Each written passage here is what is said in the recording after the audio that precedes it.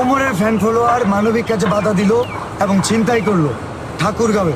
And writer রাজসাক্ষী এখানে সবাই, বিশেষ করে আর সিরাম চিকিৎসার খরচের জন্য সংগ্রহ করা টাকা। 3 মাসে 40 লক্ষ টাকা ইনকাম করার পরও থটস অফ বেলাল ভাই এখনো ভাঙা টিনের ঘরে থাকে। অসুস্থ মাকে হসপিটালে রেখে প্রতিশ্রুতি দেওয়া সাইমনের চোখের চিকিৎসার জন্যে খেয়ে না খেয়ে দিন রাত ছুটে চলেছে তার জন্য টাকা জোগাড় করতে।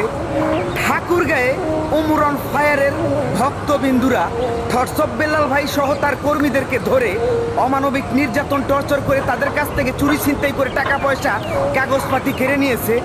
এটার জন্য সমগ্র জাতির সামনে ওমর অন ফায়ারকে ক্ষমা চাইতে হবে। কুলাঙ্গার প্লায় কথা কইলো, আপনারা সবাই বিশ্বাস করলেন। আর ভাই তোমারে কি কমু, তুমি তো হালা স্বার্থবাদী। যেই দিকে ভিডিও বানাও, যেই দিকে যেইভাবে যায় সেইভাবেই কথা কও। তুমি তো কালিবাটা ভিউ কামানি লাগে চিন্তা ভাবনা করো।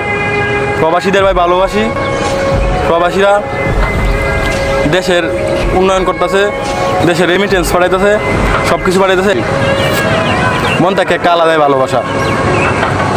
আর তুমি মাঝখান দিয়ে বাবার ডাক্কা হালার পোহালা আঙ্গে মাঙ্গে গপ্প করো। হালার হালা সর সামনের থেকে মাদার চোদ। অমর ভাই তোর আব্বা কি কেন? হ্যাঁ